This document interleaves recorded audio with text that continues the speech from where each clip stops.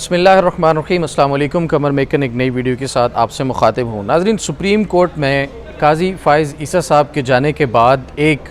खुशगवार एहसास ने जन्म लिया था कि अब चीफ़ जस्टिस याहिया अफरीदी के आने के बाद शायद सुप्रीम कोर्ट में यूनिटी देखने को मिलेगी, या फिर ये जजेस के अंदर जो तकसीम थी वो कम करने में याहिया अफरीदी साहब अपना किरदार अदा करेंगे, जो कि उनके चीफ़ जस्टिस बनने के बाद काफ़ी हद तक चीज़ें पॉजिटिव वे में आगे चलती हुई नज़र भी आएँ।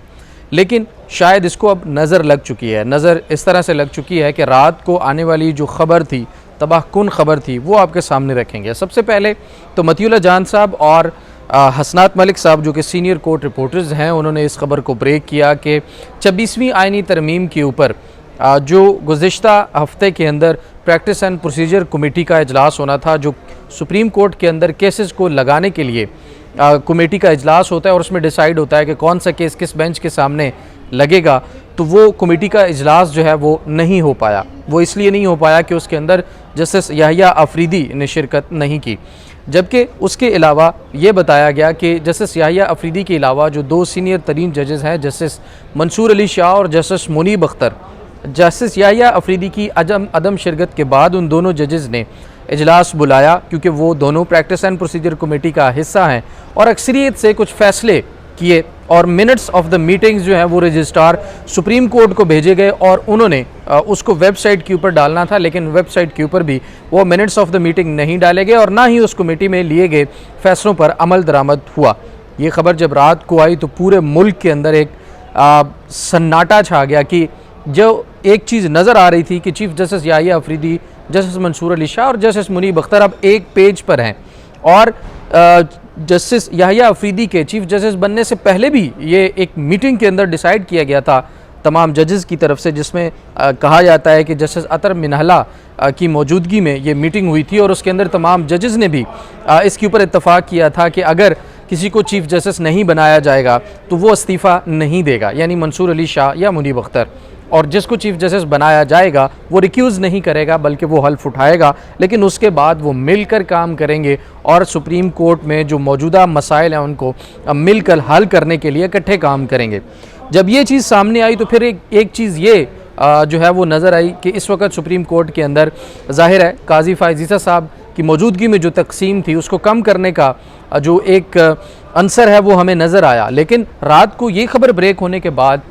बड़ा वाज़े तौर पर एक चीज़ ये समझ में आई कि अब ऐसा नहीं रहा, शायद नज़र लग गई, या फिर चीफ़ जस्टिस याहिया अफरीदी ने जो बातें या वादे किए थे मंसूर अली शाह या मुनीब अख्तर के साथ उस पर पूरा नहीं उतरे, या फिर मंसूर अली शाह साहब और मुनीब अख्तर साहब ने अपना अलग रास्ता दोबारा से चुन लिया है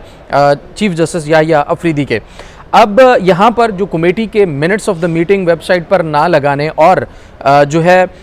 उनके ऊपर उसके ऊपर अमल दरामद ना करने की जो खबर आई है, उसमें एक चीज़ तो आपके सामने रखें कि ये बात भी दुरुस्त है कि कमेटी का इजलास बुलाने का इख्तियार चीफ़ जस्टिस के पास होता है, और चीफ़ जस्टिस याहिया अफरीदी ने वो कमेटी का इजलास नहीं बुलाया। उन्होंने ये इजलास क्यों नहीं बुलाया, इसकी वजूहत चीफ़ जस्टिस याहिया अफरीदी ही बता सकते हैं, लेकिन दूसरी तरफ जस्टिस मंसूर अली शाह और जस्टिस मुनीब अख्तर अलग से अपनी मर्ज़ी से कमेटी का इजलास बुला सकते हैं या नहीं, इसके ऊपर सवालिया निशान है। जहाँ तक मुझे इल्म है उसके मुताबिक जस्टिस मंसूर अली शाह और जस्टिस मुनीब अख्तर अलग से चीफ़ जस्टिस की मर्ज़ी के बगैर प्रैक्टिस एंड प्रोसीजर कमेटी का इजलास बुला के किसी किस्म का फ़ैसला नहीं ले सकते। फ़ैसले तभी लिए जा सकते हैं जब चीफ़ जस्टिस याहिया अफरीदी या चीफ़ जस्टिस जो भी मौजूदा हों उनकी तरफ से इजलास बुलाया जाए और फिर उसमें जो भी फ़ैसले हों। बहरहाल अब ये एक नया तनाज़ा शुरू हो गया है। रात को जब ये खबर आई तो उस खबर के बाद एक ख़त भी सामने आया, और अब एक और ख़त भी सामने आ चुका है, वो भी आपके सामने रखूँगा। रात को जो ख़त सामने आया उसमें लिखा गया है कि ये 26वीं आइनी तरमीम का मामला है और फुल कोर्ट बनाने के लिए दो सीनियर जजेस यानी जस्टिस मंसूर अली शाह और जस्टिस मुनीब अख्तर ने ख़त लिखा है चीफ़ जस्टिस को। उन्होंने कहा कि इस हफ्ते 26वीं आइनी तरमीम का केस फुल कोर्ट में लगाने का जो मुतालबा है वो उन दोनों की तरफ से रखा गया उस ख़त के अंदर, और जस्टिस मुनीब अख्तर और जस्टिस मंसूर ने जो ख़त लिखा उसमें मज़ीद कहा कि 31 अक्टूबर की कमेटी मीटिंग में 26वीं तरमीम का केस फुल कोर्ट में लगाने का फ़ैसला किया गया था कि केस 4 नवंबर को फुल कोर्ट सुनेगी। कमेटी फ़ैसले के बावजूद कोई कॉज लिस्ट जारी नहीं हुई। दोनों सीनियर जजेस यानी जस्टिस मुनीब और जस्टिस मंसूर ने 31 अक्टूबर को चीफ जस्टिस से कमेटी इजलास बुलाने का मुतालबा किया था,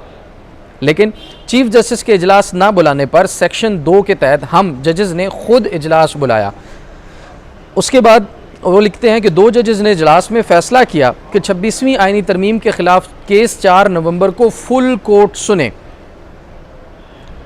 इस हफ्ते 26वीं आईनी तरमीम के ख़िलाफ़ दरख्वास्तें फुल कोर्ट के सामने लगाई जाएं, जो कि 4 तारीख को तो नहीं लग सका, लेकिन उसके बाद ये कहा गया कि अब ये फुल कोर्ट के सामने इसी हफ्ते में लगाई जाए, जो इस वक्त रवां हफ्ता चल रहा है। दोनों जजेस ने 31 अक्टूबर की मीटिंग मिनट्स रजिस्ट्रार को वेबसाइट पर जारी करने के लिए भी हिदायत की, जबकि वो जारी नहीं हुए, और रात को यही खबर थी जिसके बाद पूरे मुल्क के अंदर ये कोहराम मचा कि भाई सुप्रीम कोर्ट कहा जा रहा था कि चीफ जस्टिस याह्या अफरीदी के बाद अब एक डगर पर चल पड़ी है, यूनिटी है, जजेस एक जगह इकट्ठे होंगे, आपस में तकसीम ख़त्म होगी, लेकिन एक नए बहरान ने अब जन्म ले लिया है। उसके बाद एक और ख़त अभी से कुछ देर कबल सामने आया है। ये ख़त भी जस्टिस याह्या अफरीदी साहब को लिखा गया है, जस्टिस मंसूर अख्तर, जस्टिस मंसूर अली शाह साहब और जस्टिस मुनीब अख्तर साहब की तरफ से। इसमें लिखा गया है कि 31 अक्टूबर को लिखे गए ख़त में प्रैक्टिस एंड प्रोसीजर कमेटी का इजलास फौरी बुलाने की दरख्वास्त की है। ये दूसरा ख़त है। इसके अंदर दोबारा से प्रैक्टिस एंड प्रोसीजर कमेटी बुलाने का जो है वो दरख्वास्त की गई है, और कहा गया है कि 26वीं आईनी तरमीम के ख़िलाफ़ दरख्वास्तों पर आज ही फौरी कमेटी का इजलास बुलाया जाए। 26वीं आईनी तरमीम के ख़िलाफ़ दरख्वास्तों का बड़ा अहम और फौरी नौयत का मुतालबा है, फौरी नौयत का ये मामला है, तो फ़ौरन फुल कोर्ट बुलाकर 26वीं आईनी तरमीम जो है उसको फ़िक्स किया जाए फुल कोर्ट के सामने। अब यहाँ पर जो गुज़िश्ता हफ्ते के अंदर प्रैक्टिस एंड प्रोसीजर कमेटी का इजलास होना था और नहीं हुआ, उसके बाद पार्लियामेंट से होने वाली कानून साजी को भी मद्देनज़र रखना होगा। अब अगर चीफ जस्टिस याह्या अफरीदी साहब पहले से फुल कोर्ट बना देते और 26वीं आईनी तरमीम उसके सामने लग जाती, तो जाहिर है फुल कोर्ट जो है वो अगर बैठता तो उसमें जो जजेस हैं उसमें इस वक्त ये तकसीम महसूस होती है कि जो अक्सरियत है वो जस्टिस मंसूर अली शाह और जस्टिस मुनीब अख्तर के साथ जो खड़ी होती हुई नज़र आ रही है, और 26वीं आईनी तरमीम कलअदम होने के काफ़ी हद तक चांसेस भी थे, लेकिन अब फुल कोर्ट नहीं बना। अब जो कल कानून साजी हुई है, उस कानून साजी के बाद फुल कोर्ट की तादाद जो है वो तब्दील कर दी गई है। पहले तादाद थी 17, 2 एडहॉक मिला के 19, लेकिन अब 17 के बजाय सुप्रीम कोर्ट के अंदर तमाम मुकम्मल जजेस की तादाद जो है वो 34 कर दी गई है। 34 किए जाने के बाद कल ही कौमी असम्बली से ये बिल मंजूर होता है, और इसके साथ एक और बिल भी मंजूर होता है जिसमें जो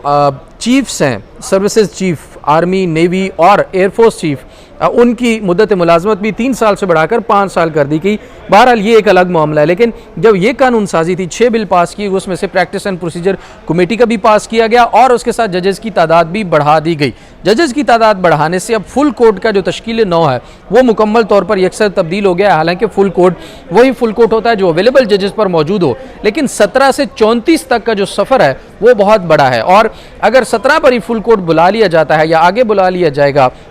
तो फिर जो हुकूमत को या जिनके खिलाफ भी फैसला आएगा उनके पास ये जो है एक जवाज़ मौजूद होगा कि भाई 34 फुल कोर्ट की तादाद होनी चाहिए, 17 जजेस पर फुल कोर्ट कैसे बन सकता है, तो ये एक अलग से मामला होगा। लेकिन अब फुल कोर्ट अगर बनाया जाता है और उसके अंदर 17 के बजाय 34 जजेस अपॉइंट करने के बाद ये मामला फुल कोर्ट के सामने आता है, तो फिर जो अक्सरियत है वो मुकम्मल और यकसर तब्दील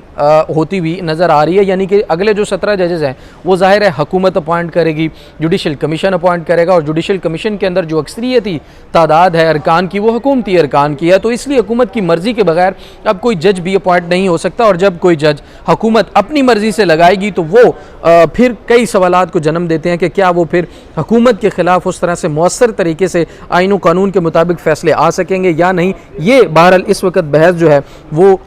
तमाम लोगों के अंदर मौजूद है। लेकिन अब अगर फुल कोर्ट फ़ौरन बना दिया जाता है आज ही, तो अभी तक जजेस अपॉइंट नहीं हुए और इसमें शायद कोई और किस्म के फ़ैसले आएँ। लेकिन अब अगर जजेस की तादाद बढ़ा दी जाती है और फुल कोर्ट नहीं बुलाया जाता, और जब जजेस अपॉइंट कर लिए जाए उसके बाद फुल कोर्ट बनाया जाए, तो फिर नई तश्कील नौ जब होगी फुल कोर्ट की, तो उसमें फिर यकसर रिजल्ट्स जो हैं वो मुकम्मल तौर पर तब्दील होते नज़र आ रहे हैं। दूसरी तरफ अब प्रैक्टिस एंड प्रोसीजर कमेटी में कल जो कानून पास किया गया उसके बाद अब प्रैक्टिस एंड प्रोसीजर की जो कमेटी है उसके अंदर एक तो चीफ जस्टिस होंगे, दूसरे सीनियर तरीन जज यानी जस्टिस मंसूर अली शाह होंगे, लेकिन तीसरे जज मुनीब अख्तर साहब को दोबारा से निकाल दिया गया है और उनकी जगह पर अब तीसरे मेंबर जो हैं वो आईनी बेंच के सरबराह होंगे। और आज होने वाले जुडिशल कमीशन के इजलास में ये भी तय होने के इम्कानात हैं कि जो आईनी बेंच बनेगा उसका सरबराह कौन होगा। और जस्टिस अमीनुद्दीन इस वक्त जो हैं या फिर जस्टिस जमाल खान मंदोखेल जो हैं वो इस वक्त फेवरेट तरीन जो हैं वो कैंडिडेट्स में से हैं आईनी तरमीम के लिए। कल मैंने एक ट्वीट किया था कि इस वक्त जो कानून साजी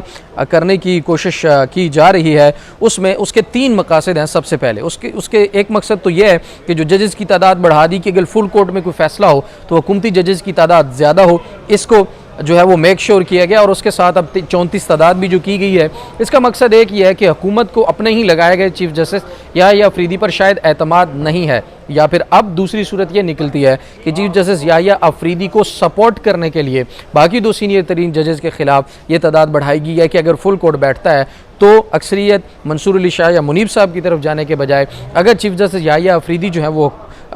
अपने माइंड से चलते हैं, अपने हिसाब से चलते हैं, तो फिर उनको जो है वो तक़वियत देने के लिए, उनको स्ट्रॉन्ग और मजबूत करने के लिए ये फिर जजेस की तादाद जो है वो बढ़ाई गई है। दूसरा, फुल कोर्ट चाहे इंतज़ामी साइटों पर हो या जुडिशल पर हो, जैसे मैंने बताया कि उसमें जजेस की, हुकूमती जजेस की जो अक्सरियत होगी, उनके सपोर्ट वाले जजेस की जो अक्सरियत होगी, उनको बहाल करना है और आईनी बेंच पे अपनी मर्ज़ी का बेंच बनाना और उसका सरबराह मुंतखब करना, और फिर उसके बाद जो आईनी बेंच बनाने का इख्तियार है वो जुडिशल कमीशन के पास है, जैसे कि मैंने बताया। तो अब सारे मामला घूम फिर के हुकूमत की कंट्रोल में है। और नून लीग की हुकूमत हमने हिस्ट्री में देखा कि जब भी आई उन्होंने अदलिया के ऊपर हमले किए, और इस तरह के हमले किए कि अदलिया को भी उन्होंने पंजाब पुलिस जैसा इदारा बनाने की अब ठान ली है, और ऐसे ही हालात होते हुए इस वक्त नज़र भी आ रहे हैं। तो ये तमाम तर मालूमात थी जो हमने आपके सामने रखी। मज़ीद 2 अपडेट्स होंगी, वो भी हम 2 बजे के बाद जो जुडिशल कमीशन का आज होने वाला इजलास है, जिसके अंदर जुडिशल कमीशन के सेक्रेटेरिएट का क़याम है, उसके बाद जुडिशल कमीशन के अंदर मामला आईनी बेंचेस का है, और वो एजेंडा भी रखा जा सकता है जो चेयरमैन या सरबराह जुडिशल कमीशन यानी चीफ जस्टिस याहिया अफरीदी के मंजूरी से रखा जाएगा। तो ये 3 चीज़ें आज जुडिशल कमीशन के अंदर भी डिस्कस होंगी। उसके बाद की अपडेट्स आपके सामने रखेंगे। अभी तक के लिए इतना ही, इजाज़त दीजिए। अपने राय से हमें ज़रूर आगाह कीजिएगा। अल्लाह ने के बान।